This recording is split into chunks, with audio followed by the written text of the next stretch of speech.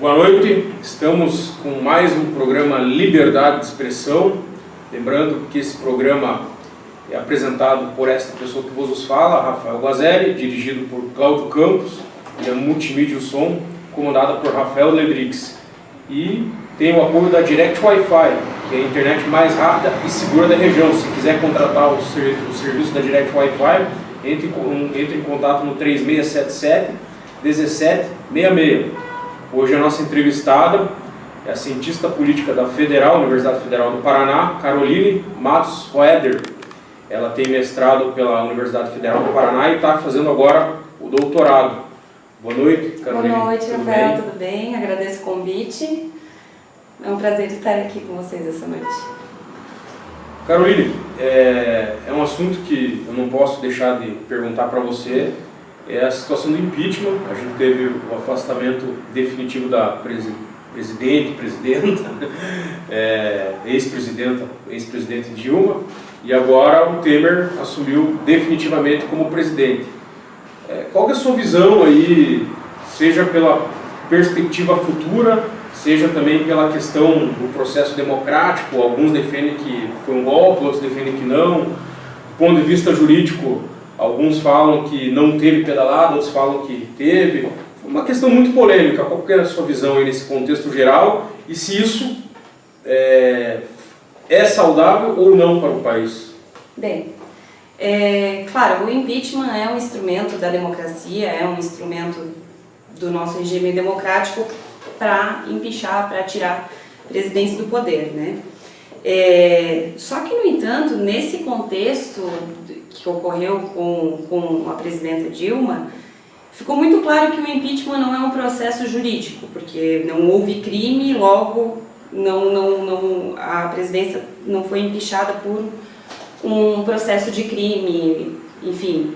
Eu acho que ficou muito claro que foi um processo político, que a partir do momento que o presidente não tem a maioria na Câmara, ele pode ser empichado. Eu acho que abriu um precedente muito grande no nosso regime e no nosso sistema presidencialista, que parte do pressuposto desse instrumento do impeachment, eu acho que abriu um precedente muito grande para os próximos presidentes e também governadores sofrerem com esse processo quando não tiverem uma maioria consolidada no parlamento.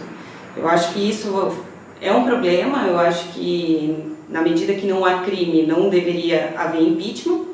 Só que, enfim, foi um contexto, né? Crise econômica, desemprego, aumento da inflação, que não necessariamente, na minha opinião, na minha perspectiva, as crises econômicas, elas são cíclicas, elas ocorrem ao longo do tempo. Se a gente for ver o PIB das grandes potências, dos países em desenvolvimento, a gente vê que há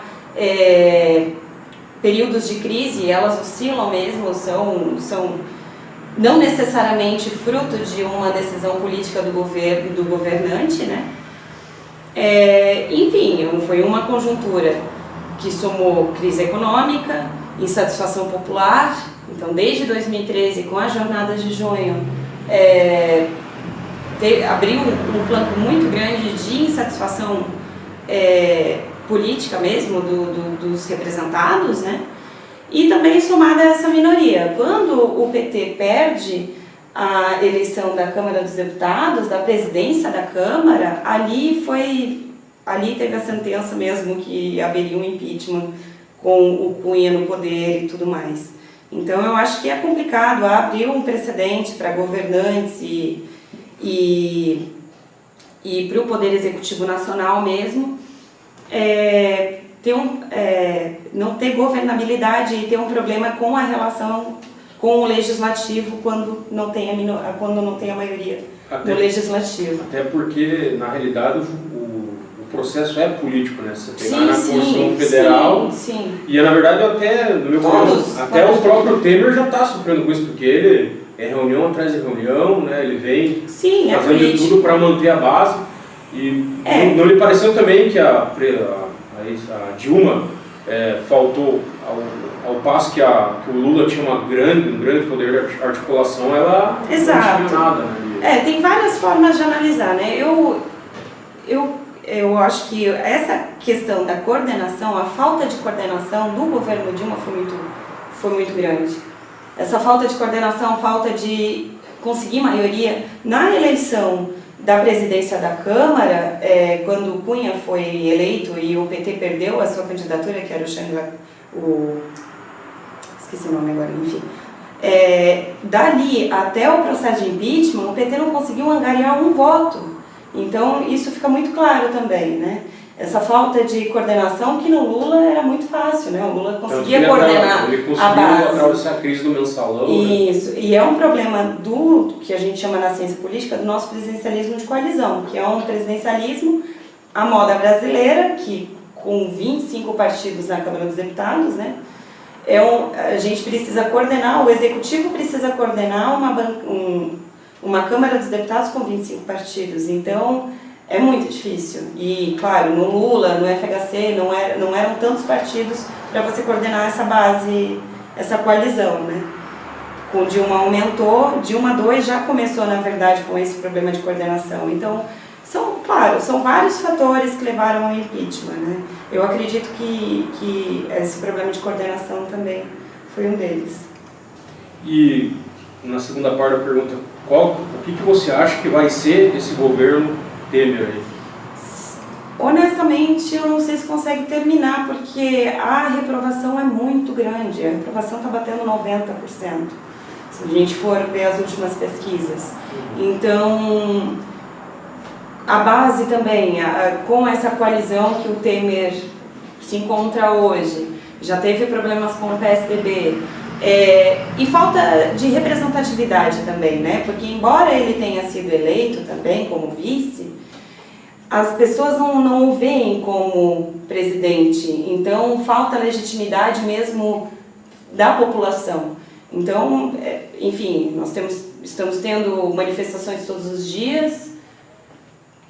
dias no Brasil inteiro, então, honestamente, acho que só nos próximos dias a gente pode... Depende muito da economia, né? Também, depende da economia, mas a gente já chegou no fundo do poço, né, na economia, então o PIB já está dando sinais de aumento, então era natural que fosse melhorar, não tinha mais para onde piorar. Então, claro, a economia muda muito o cenário e muda também a perspectiva do eleitor, da população, e isso também influencia na legitimidade, na opinião quanto ao governo, mas por enquanto eu acho que está carecendo de legitimidade porque 90% de rejeição é muito grande. Na realidade, o que parece é que a população queria uma nova eleição.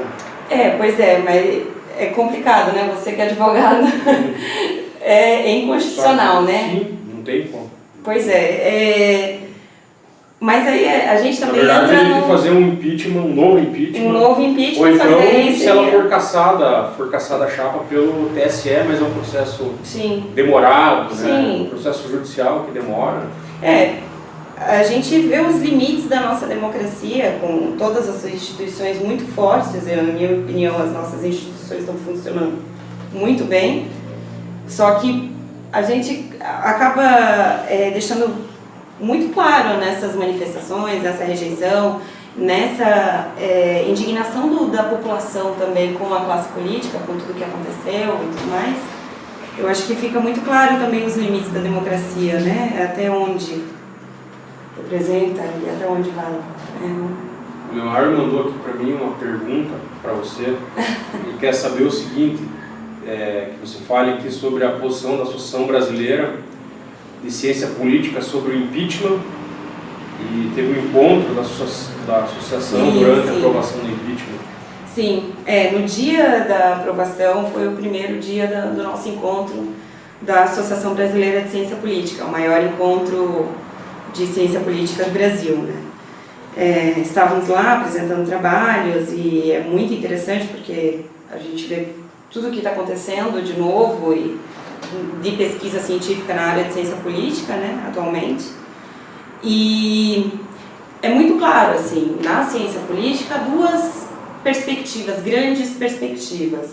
Uma que defende que foi golpe, que é um golpe parlamentar, como houve com o Lugo no Paraguai, houve isso no Brasil com a presidenta Dilma, E essa defesa, bom, leva muito em conta também a correlação de forças no Brasil, o poder do partido que esteve 13 anos fora do poder e perdeu em 2014, ou seja, do PSDB, que pressionou para tirar a presidenta do poder, né? Enfim, eu estou resumindo muito grosseiramente porque é bastante profundo as duas análises, né? E tem uma análise institucionalista que a gente coloca, né, que leva em conta as instituições. São duas perspectivas que apareceram no encontro da Associação Brasileira de Ciência Política. A institucionalista considera basicamente o problema de coordenação política, da fragmentação partidária no Congresso, esse problema que a Dilma teve em angariar votos, ele leva mais em conta as instituições em si, e a outra perspectiva leva mais em conta a sociedade e a correlação de forças na sociedade. Basicamente isso, em resumo. E as duas visões são um pouco excludentes, assim, embora eu tente olhar com carinho para cada uma delas, porque eu acho que só o tempo mesmo vai nos ajudar a ver com mais clareza e com mais certeza mesmo daquilo que aconteceu, né? Embora a gente tente fazer isso, essas duas visões elas são concorrentes e há grupos concorrentes dentro da universidade, das universidades e dentro da Associação Brasileira de Ciência Política. É uma visão excludente, as duas são excludentes. E pensando aí para 2018, a gente vê aí que não temos muitos nomes diferentes aí, ou praticamente não temos nomes diferentes, se a gente pensar em termos de pré-candidatos. A gente tem aí o próprio Lula, que eu acho difícil chegar apto até 2018, né? Ou então em condições de eleição. O próprio Temer, que declarou que não vai ser candidato, né? Daí tem o PSDB com 3 pré-candidatos, aí, Aécio, Serra e o Alckmin. Temos a Marina Silva, e daí tem o Ciro Gomes, o Bolsonaro. Como que se enxerga esse quadro aí? Eu acho que a gente está vivendo uma época de crise de lideranças mesmo, né? Porque eu acho que o Aécio não sai mais, eu acho que ele já... Tanto que você vê que ele está até meio escondido. Eu acho que quem sai do PSDB vai ser o Alckmin. Eu acho que o Aécio não tem condições por tudo que apareceu de corrupção envolvendo o nome dele, e muitas vezes, né? Eu acho que não tem condições de sair, mas eu acho que a Alckmin sai, Bolsonaro, eu acho que o Bolsonaro não tem chance, apesar de ter fãs, enfim. Eu acho que esse radicalismo, é mais difícil o radical ser eleito, né? Seja da esquerda, seja da direita, né? Então... Ainda mais aquela conduta meio agressiva, né? Parece que o eleitor vai no médio, vai no que não é tão agressivo, no que não é tão radical, né? Então, eu acho que, particularmente, é um erro colocar o Lula, porque o Lula parece ser maior do que o PT, e não deveria ser assim, né? O partido é muito grande para ter só um dirigente, né? Há tantos anos, acho que podia formar mais pessoas, acho que teve tempo e condições para isso. Mas o que a gente vê que vai ser o Lula mesmo, né? Enfim, se tiver condições até lá. E são esses, né? E os mesmos, né? A Marina eu acho que vai lançar de novo, né? Será que o PT ainda não faz um acordo com a Marina? Não, eu acho que não tem condições. Não tem condições, ambos, eu acho. Até pelo acho que ambos, né? Não, acho que não tem condições. Claro, vai ter coligação, né? Mas eu acho que entre Marina, não. Acho que Marina não vai deixar de disputar. Enfim, vamos ver, né? Vai ser disputado. Essas eleições municipais aí vai desenhar bastante o destino do PT, né? O PT diminuiu muito, né? Diminuiu pela metade o número de candidaturas no Brasil inteiro, né? Diminuiu muito, sentiu muito com essa crise, com a questão da Lava Jato. E o que eu vejo também aqui em Curitiba, e em outras cidades também, muita gente deixou de se candidatar por medo mesmo de enfrentar a rua, né? Não é fácil fazer campanha e em tempo de Lava Jato e com a crise, com a classe política assim. Já entrando nesse trabalho que você faz no Candibook, da Gazeta do Povo, que é uma entrevista com os candidatos. Primeiramente explica aí o que é o Candibook aí, como que funciona isso daí. Bom, o Candibook já existe há alguns anos, né, na Gazeta do Povo. É uma plataforma, é um site na Gazeta do Povo, onde eles divulgam as candidaturas, né, da cidade, os candidatos a vereador da cidade. Então, ali tem o perfil. Em 2012 foi feito vídeo, né? Infelizmente esse ano não teve condições da Gazeta do Povo fazer vídeo, porque, enfim, são 1.103 candidatos. Então é muita coisa e requer uma equipe muito grande, né? Você que trabalha com comunicação sabe como é, né?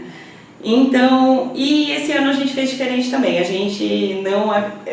estou falando pela Gazeta, mas na verdade sou pesquisadora da UFPR, né?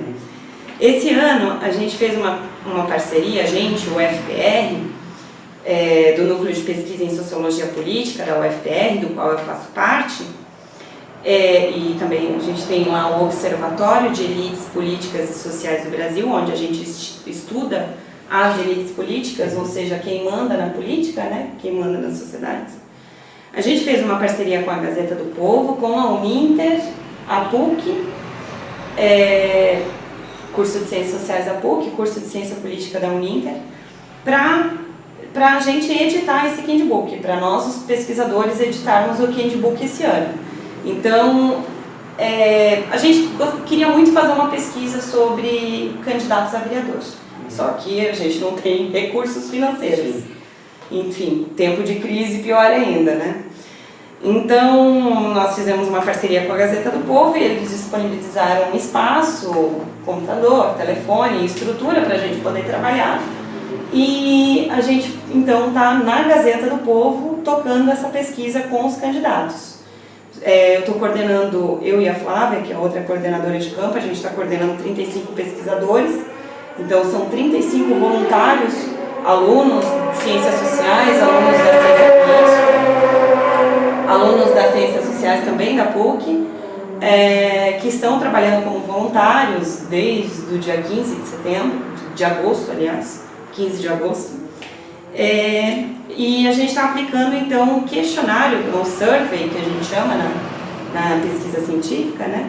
Que é um questionário fechado com 32 questões, 32, se não me engano, a todos os candidatos a vereador. Dentro desse questionário tem uma questão sobre posicionamento do vereador quanto a alguns temas da cidade, alguns temas relativos à cidade. Então, algumas coisas que geram polêmica, que estão na conversa entre os eleitores e os políticos e tudo mais. Por exemplo, sobre limite de velocidade para 40 km por hora em algumas vias da cidade, multa para quem separa lixo, outras questões como construção de um novo prédio para a Câmara de Vereadores, 13º para vereadores, né? 13º salário para vereadores e tudo mais. Algumas questões, essas são da Gazeta, e na quinta-feira, até te recebi informação antes de chegar aqui, informação quentinha, quinta-feira vai sair no site da Gazeta do Povo essas informações. Então, os eleitores, eles vão poder saber como o seu candidato, ou saber como os candidatos, pensam em relação a alguns temas da cidade. Então, isso também ajuda o eleitor a decidir em quem vai votar. Então, no site da Gazeta, que é o portal das eleições 2016 da Gazeta do Povo, já tem o perfil de todos os candidatos a vereador de Curitiba, e nesse perfil vai ser inserido, então, esse questionário que eles responderam sobre essas questões. Já as outras 31 questões desse questionário que a gente aplicou, vai para a pesquisa científica, para a gente entender como funcionam os partidos políticos em Curitiba, como que eles selecionam os candidatos, como que as mulheres são selecionadas dentro dos partidos, se tem alguma dificuldade. Isso vai para a pesquisa. Já a outra questão vai para o site, na quinta-feira vai ser divulgado. E você falou 500 e... Você fez 500 e... 564. Aliás, 464, mas foi para 520 já respondidos. 520 candidatos já responderam ao nosso questionário. E você manda o questionário ou eles vêm pessoalmente? Não, eles vão até a Gazeta. Ah. A gente tem 35 pessoas trabalhando nessa pesquisa, né? Isso no campo, né? Fora os pesquisadores os professores que fizeram esse questionário, que elaboraram, enfim, foram meses de elaboração do questionário, né? A gente pensou esse questionário durante algum tempo. E tenho 35 pesquisadores trabalhando, eles trabalham em turnos, das 9 às 18 horas, todos os dias na Gazeta, e a gente marca com os candidatos vão até a Gazeta. Então, ainda falta, a gente ainda tem bastante gente marcada, eles estão indo, tem muita gente ainda para ir. E você acredita que consegue terminar até a eleição? A nossa meta é 900. A gente precisa fazer pelo menos 75% de cada partido. Então... Mas todos já foram convidados? Todos os partidos, isso. Daí na medida do interesse de cada candidato, ele vai lá, né? Depende de cada partido, né? A gente começou dia 15 de agosto. Nós entramos em contato com todos os partidos, mandamos a carta convite da Gazeta do Povo, fizemos o convite. Alguns partidos enviam os telefones dos candidatos e a gente mesmo marca. E alguns não, alguns marcam, tal dia todos os nossos candidatos irão. Então são 34 partidos, né, que lançaram candidatos, então é muita coisa, 34 partidos. 34? Temos 35 no total? Isso. Então o que você tem observado aí dos candidatos? Até estava dando uma olhada aí no pessoal, teus colegas da Federal no meme, eles estavam falando que eles fizeram um estudo que os candidatos ainda eles continuam, digamos, escondendo a sigla do partido, a cor do partido. Você percebe isso em algumas situações? Sim. Tem um problema muito grande no Brasil em relação à ideologia, né? Não existe uma ideologia forte dos partidos, exceto alguns poucos, muito poucos, assim. A maioria os candidatos não têm uma ideologia muito forte. Mas enfim, isso não é culpa necessariamente dos candidatos, nem quero colocar a culpa neles, porque é do contexto mesmo da nossa história, né? Não existe, o único partido de massa mesmo que surgiu de massas, que o próprio povo fez o partido, foi o PT, o Partido dos Trabalhadores. Todos os outros surgiram no parlamento, então todos os outros partidos, 34 partidos do nosso sistema partidário, 35, né? Tem um que não está com candidato, não vou lembrar o nome aqui. Não, hoje a gente tem 35 partidos no sistema partidário. 34 candidatos. Perfeito, isso mesmo. Do nosso sistema partidário, a gente tem 35 partidos e só um foi feito a partir de baixo, a partir da massa. Então é difícil mesmo, né? Muitos partidos são fisiológicos, muitos partidos são feitos para... É complicado, porque aí eu vou entrar em outro assunto que é o fundo partidário, né? Você abre o partido hoje, você já recebe o fundo. Pelo menos 1 milhão por mês. Por ano.